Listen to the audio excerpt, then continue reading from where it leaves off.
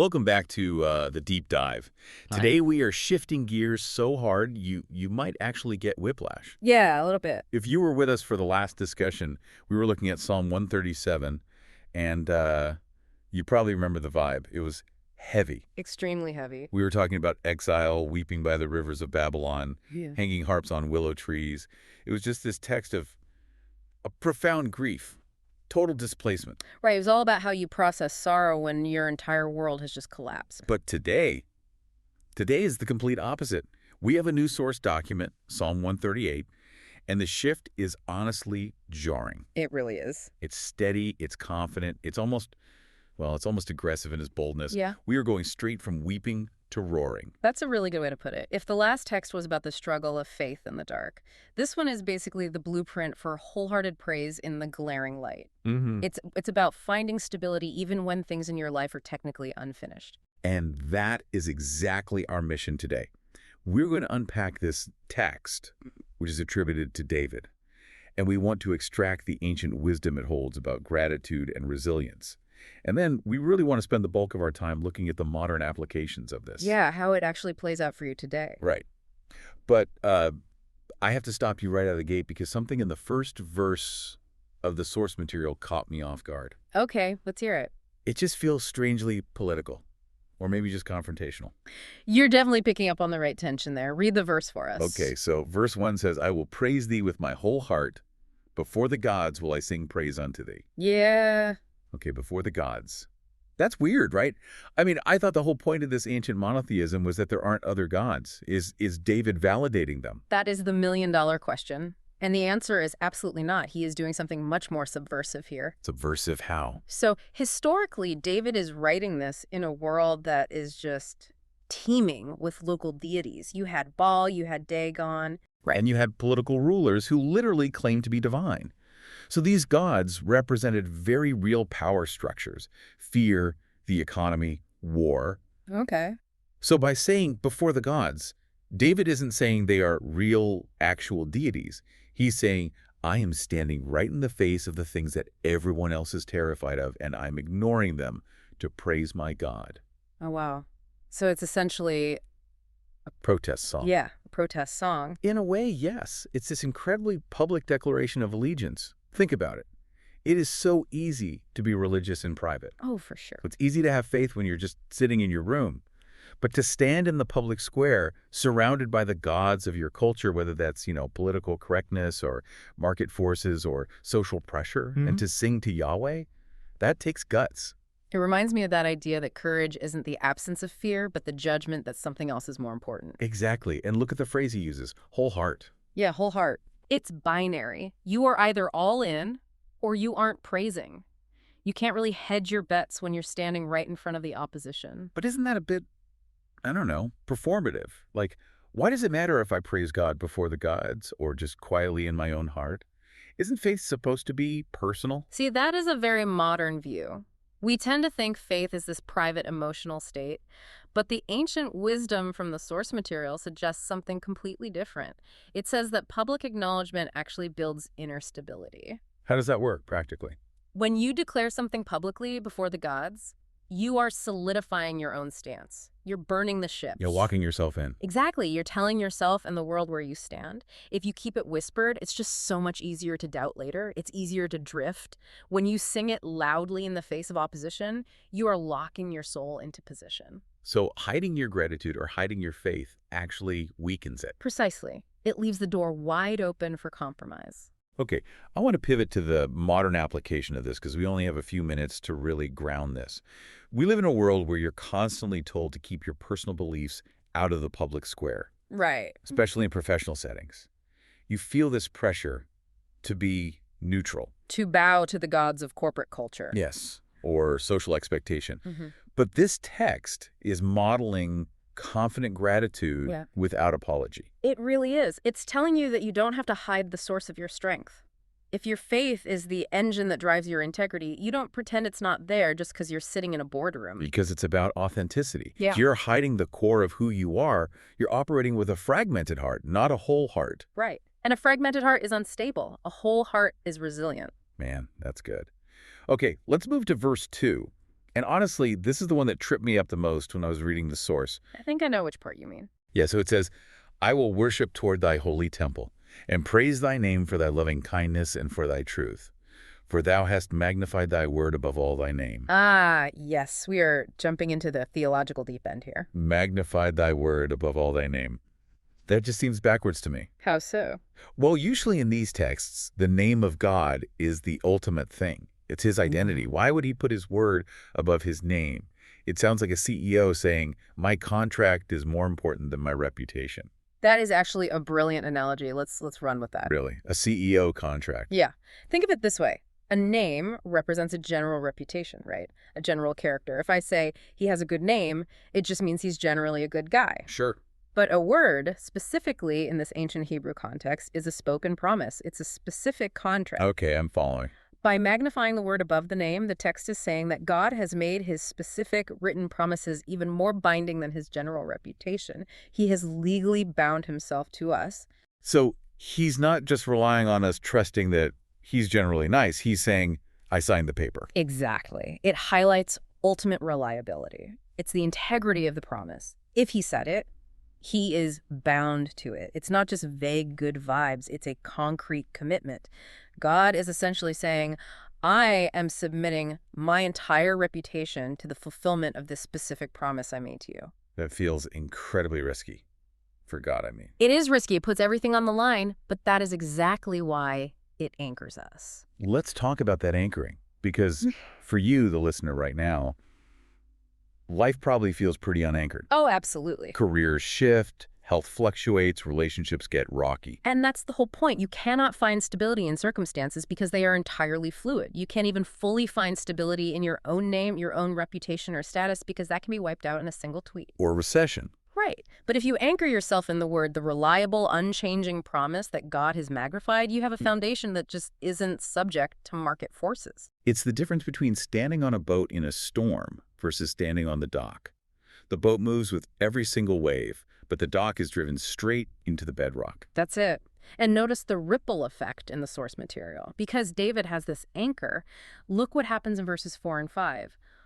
All the kings of the earth shall praise thee, O Lord, when they hear the words of thy mouth. See, when I read that, it seemed almost arrogant at first, like, oh, surely the kings of the world care about my little song. But look at why they are praising. They praise when they hear the words.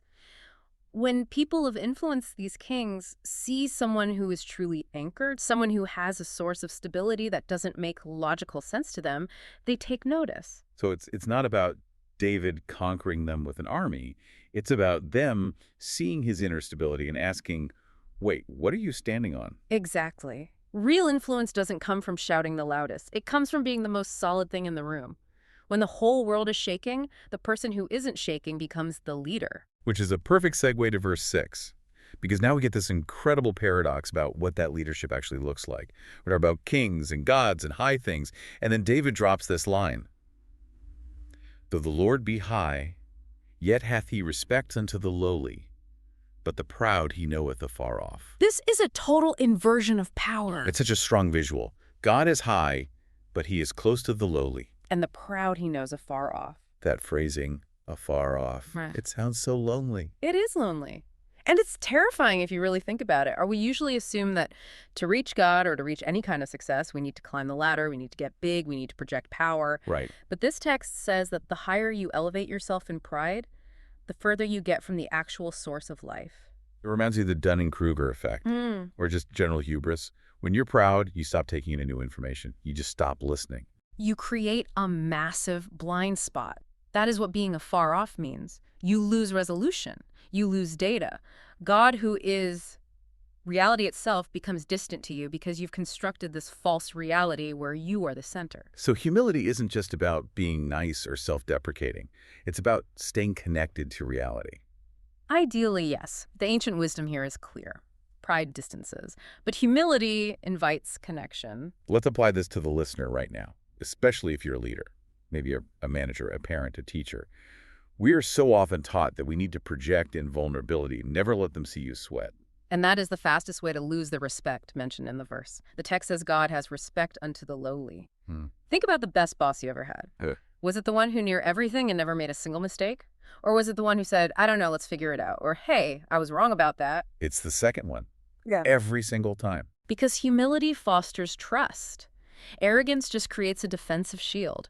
If you want real connection with your team, your kids, or with God, you have to remain teachable. You have to go low. If you try to be high, you just end up isolated. You end up afar off. That really changes the definition of power. Real power isn't looking down on people. It's being secure enough to be humble. Precisely. And that security is what allows you to handle the next section, which I think is the most realistic part of the entire text. Verse 7. This is where the rubber meets the road. Though I walk in the midst of trouble, thou wilt revive me. Notice the preposition there. In the midst.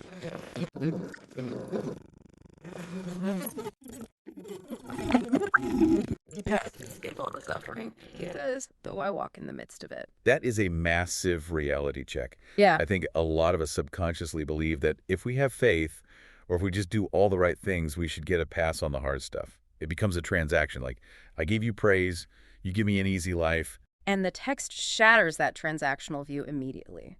This is what the source describes as modern resilience. It is acknowledging the difficulty while absolutely refusing to surrender hope.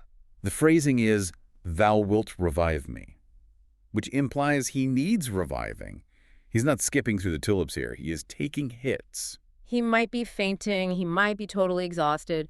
Revive literally means to breathe life back into something that is dying. But where does the revival happen? In the midst of the trouble. Yes. God revives him in the chaos, not just after it's over. This is crucial for anyone listening who is going through it right now. We always wait for the after, don't we? Oh, constantly. I'll feel better after this project is done. I'll be at peace after the divorce is final. But the text says the revival is available during the process. Exactly.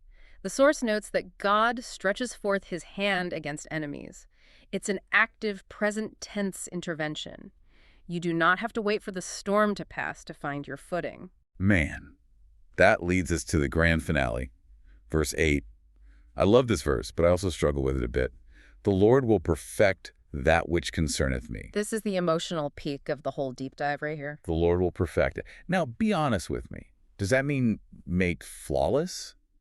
Because I look at my life, my unfinished projects, my character flaws, my daily anxieties and flaws is definitely not the word that comes to mind. That is a very common misconception, and it's based on our modern English usage of the word perfect. We hear perfect and we think without error. Right, like an A+ on a test. But the Hebrew concept here is about completion. It means to finish, to bring to an end, to bring to maturity. So it's not about being shiny and plastic. It's about reaching the intended goal. It's about long-term faith. Think of a sculptor. A block of marble isn't imperfect just because it's not a statue yet. It's just unfinished. The promise here is that the sculptor is not going to walk away halfway through the job. The Lord will perfect that which concerneth me.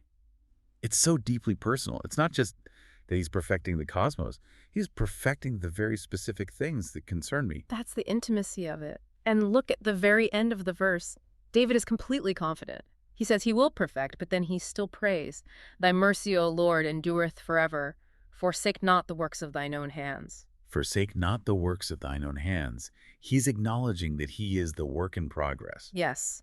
It's this beautiful balance of trust and dependence. He knows God will do it, but he still asks God to stay close while he does it.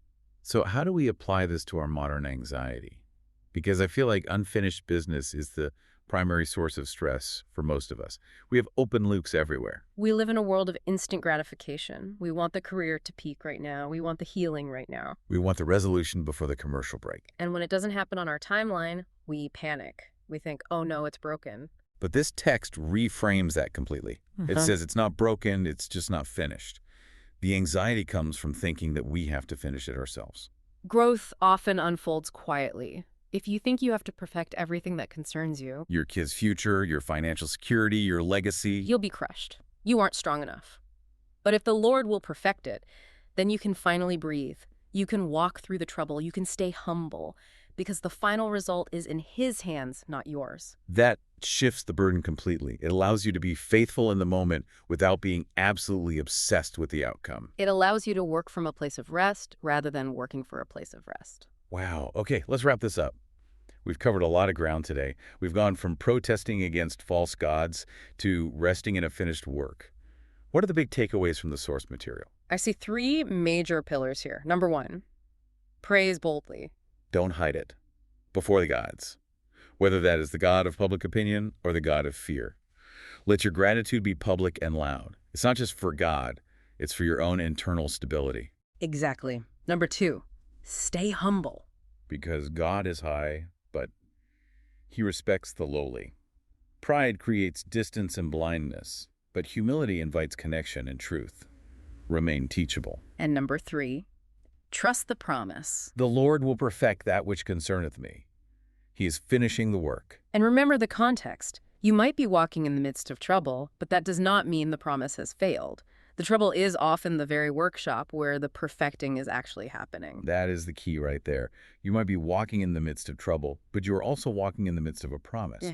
Trouble does not define you. And that promise is reliable because he has magnified his word above his name. He's signed the contract. This has been such a refreshing deep dive. It's amazing how a text that is thousands of years old, written by a guy dealing with literal ancient armies, can feel like it was written perfectly for the chaos of our modern digital lives. It cuts through the noise because human nature really hasn't changed. We are still scared, we are still proud, and we still desperately need an anchor. Absolutely. Before we sign off, we have a small request for you. If these deep dives are helping you find that anchor, if they're helping you make sense of the noise, please support us by joining our mailing list. It's the best way to get these insights delivered straight to you. And we often share extra notes and source breakdowns there that we just can't fit into the audio. Yes, please do. You can find us and sign up at https://bit.ly/practicaladvice. That's https://bit.ly/practicaladvice. And as always, we want to leave you with something to actually chew on. We talked about God perfecting that which concerns you. So here is the uncomfortable question to leave you with today. How will you apply this information in your life? Specifically, where do you need to replace anxiety with trust in God's promises? If he is committed to perfecting you, stripping away the ego to build something lasting, are the current troubles in your life actually the tools he's using to do it? And if so, can you trust him with the process? That's the hard question. Think about it. Thanks for diving in with us. See you next time.